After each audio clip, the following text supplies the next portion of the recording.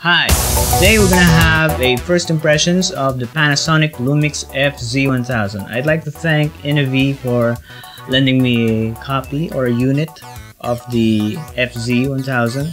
So basically, this is how it looks like. Yes, it's quite large, it looks big, but it's actually very light for a large camera.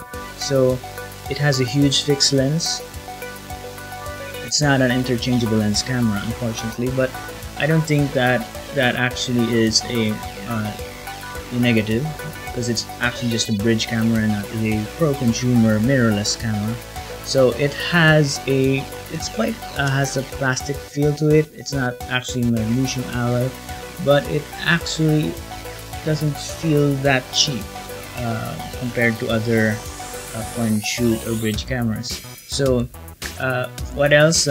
The buttons also may be a little bit confusing at first. So here, but once you get used to it, it's actually just like the GH4. It even has the same menu style as the GH4, so it won't be that confusing. So if you have a team who's used to working with the GH4, I think this is a good camera to be used as a B camera or a main camera, or just continuous recording.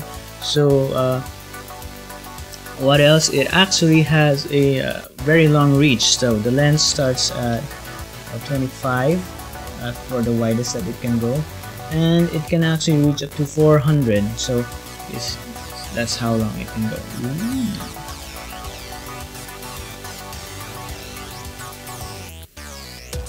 Okay, that's enough. So the lens reach is very impressive. So what else? The image stabilization. So the image stabilization of the camera, as you can see here, you can turn it on and off.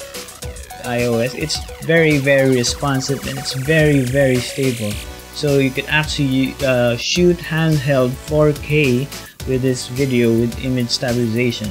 So it based on my first shots that I made, it actually feels really great to shoot with the image stabilization on. So even if I get very near or I zoom as much as I can, the shot is actually not too shaky or unusable. It still becomes usable even if it's at its farthest reach.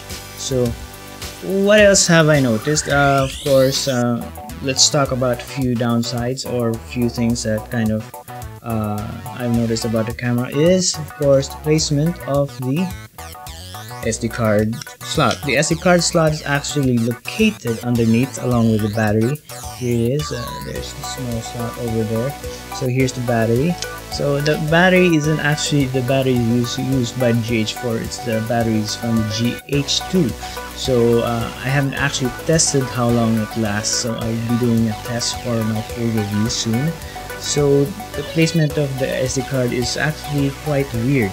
And another thing that actually quite I noticed is the placement of the tripod mount. So it's actually placed beside the battery slot. So for us wedding filmmakers or wedding videographers, we use a quick release plate that's actually placed here. So I don't know, I think that would be an issue if of course we change SD cards a lot more often. So I don't mind changing the batteries or removing the plate, but changing cards is very important, as of course when we do our same day edits. So another thing I noticed is it's not really touchscreen, so it uses the menus. I don't think that's really an issue, since a lot of wedding filmmakers or wedding videographers or wedding video enthusiasts, are actually used to working without the touchscreen. But of course with the GH4, I've been using the GH4 for a long time. I love the touchscreen, and it does a lot for my for a faster workflow during shoots. Okay, so what else? Yeah, the aperture and the shutter speed control.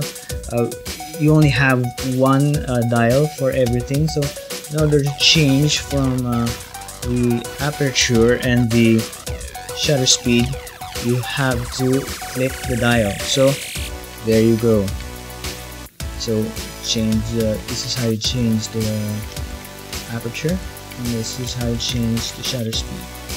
So at first it may seem quite confusing or makes your workflow slower, but actually I don't think it's an issue at all. So basically that's it for my first impressions. I'll be making a review. I will see how far this reach actually goes, and I'll get back to you guys, and hopefully you could wait for my review. Thank you. Once again, thank you Innovee for lending me a unit of the FZ1000. Okay.